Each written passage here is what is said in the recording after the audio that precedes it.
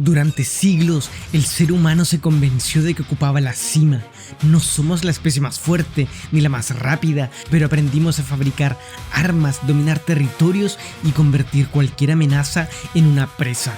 Desde entonces observamos, elegimos, cazamos y rara vez imaginamos que algo pueda mirarnos de la misma manera.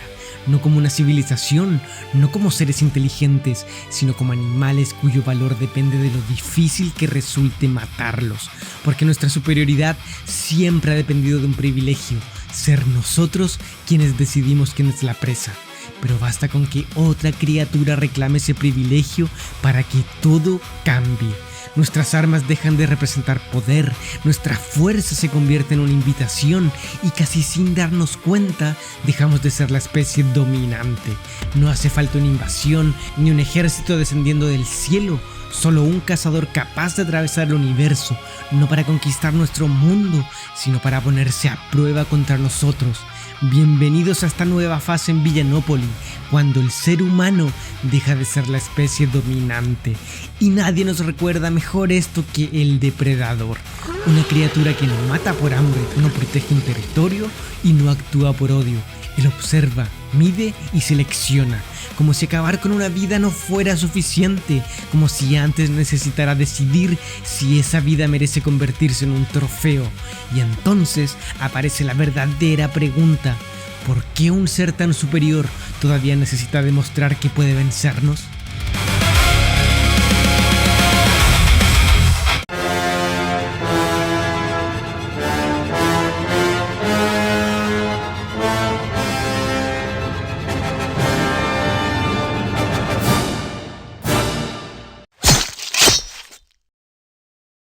En la naturaleza, todo depredador obedece a una necesidad. Caza porque si no mata, muere. Pero el depredador pertenece a una civilización que parece haber superado esa lucha. Puede atravesar el espacio, volverse invisible, rastrear el calor de un cuerpo y utilizar armas contra las que casi ninguna especie tendría oportunidad.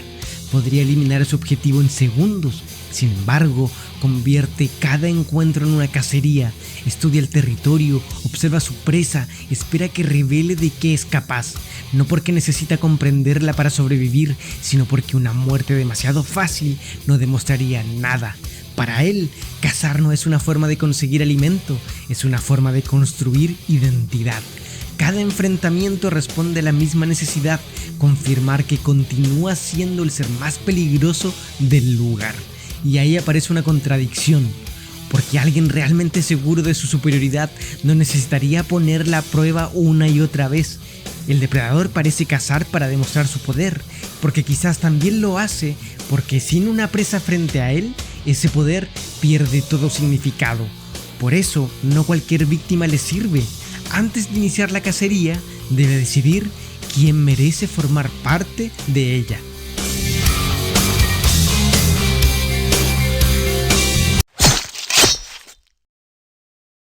El depredador no divide el mundo entre buenos y malos, tampoco distingue soldados, criminales o héroes, solo reconoce dos categorías: quienes representan una amenaza y quienes todavía no merecen su atención. Por eso una persona desarmada puede permanecer frente a él sin convertirse inmediatamente en un objetivo. No necesariamente porque sienta compasión, sino porque matarla carecería de valor. Pero todo cambia cuando esa misma persona demuestra inteligencia, resistencia o capacidad para responder. En ese momento deja de ser invisible para el cazador. Esto revela una forma brutal de entender la vida. Para el depredador, el valor de un individuo no depende de lo que piensa, protege o ama, depende del peligro que puede representar. La fuerza se convierte en su único lenguaje y portar un arma funciona casi como una presentación. Significa: puedo enfrentarme a ti, pero también ahora tienes una razón para elegirme. Ser ignorado puede parecer una salvación, aunque para él también sea una forma de desprecio. Y ser elegido podría confundirse con respeto si ese reconocimiento no terminara con alguien convertido en presa.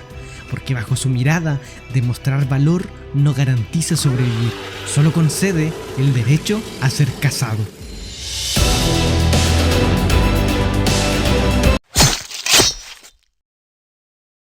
Desde afuera, sus límites pueden parecer una forma de honor. El depredador establece condiciones y respeta ciertos resultados, pero seguir reglas no convierte una acción en correcta.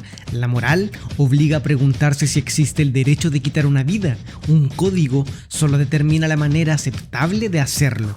Esa diferencia lo cambia todo, porque sus normas no fueron creadas para proteger a la presa, fueron creadas para preservar la legitimidad del cazador. Mientras respete el ritual, nunca necesita verse como un asesino. Puede convencerse de que cada muerte fue parte de una prueba, de que el resultado fue justo y de que la víctima aceptó participar solo por representar un desafío. El código no detiene su violencia, la organiza, la justifica y le entrega una apariencia de grandeza. Quizás por eso resulta tan fácil confundir disciplina con bondad. Pero un monstruo no deja de serlo únicamente porque haya decidido establecer límites. A veces, las reglas no existen para impedir que alguien cruce la línea, existen para permitirle cruzarla, sin sentir que ha hecho algo incorrecto. Y cuando la muerte ha sido validada por el ritual, el cuerpo deja de ser una víctima y se convierte lentamente en la prueba de que la cacería ocurrió.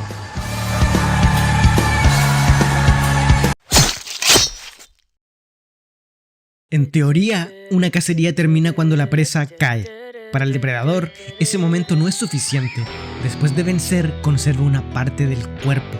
Cráneos, huesos, restos pertenecientes a criaturas encontradas en mundos distintos. Pero un trofeo no es únicamente un recuerdo, es una forma de decidir cómo será recordado el encuentro.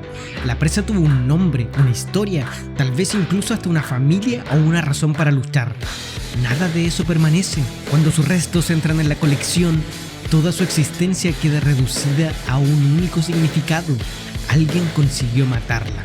Cada cráneo habla menos de la criatura a la que perteneció que del cazador que logró obtenerlo. Así, el depredador no solo se apodera de una vida, también se apropia de su memoria, la convierte en un capítulo dentro de una historia donde él siempre ocupa el centro. Quizás por eso sus trofeos resultan tan inquietantes. No muestran únicamente cuántos seres ha eliminado, muestran cuántas historias fueron borradas para construir la suya. Porque la muerte hace desaparecer a la presa, pero el trofeo permite que la victoria continúe existiendo mucho tiempo después. Y eso revela una necesidad más profunda aún. El depredador no se conforma con saber que venció, necesita conservar algo que impida que el universo lo olvide.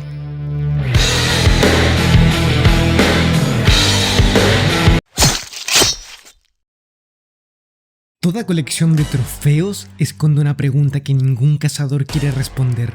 ¿Qué ocurre cuando el próximo cráneo puede ser el tuyo? Perseguir adversarios peligrosos implica aceptar la posibilidad de perder. Pero cuando el depredador es derrotado, la relación cambia. La criatura que decidía quién debía huir pasa a ocupar el lugar que reservaba para los demás, y ese parece ser un límite difícil de aceptar. Su respuesta final no siempre es rendirse, puede destruir el terreno, borrar lo ocurrido o intentar llevarse consigo a quien consiguió vencerlo. No necesariamente porque tema morir. La muerte forma parte del ritual. Lo verdaderamente insoportable sería permitir que otro ocupara su lugar, que narrara su derrota o que lo transformara en aquello que él coleccionaba, un trofeo. Por eso, destruirse también puede ser una última forma de control.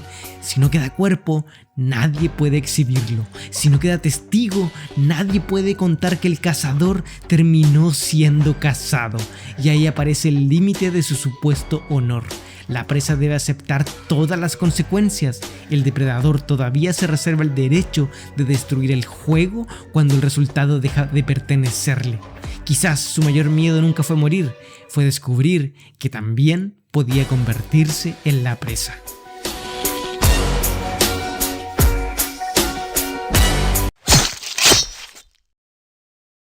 Cuando imaginamos una criatura extraterrestre, esperamos encontrar algo ajeno.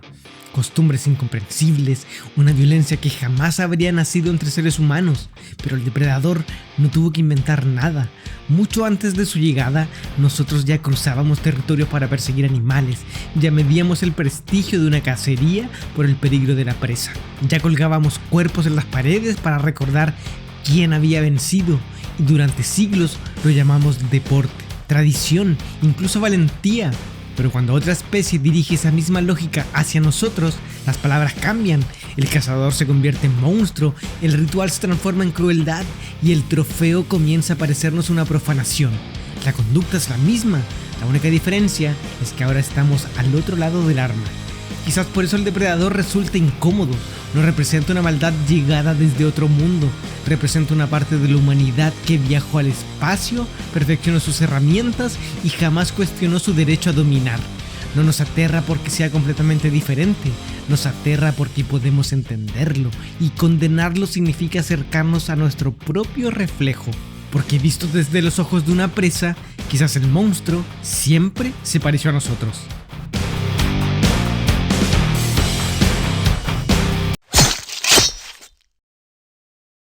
Finalmente, ser la especie dominante nunca fue un título que alguien nos entregara.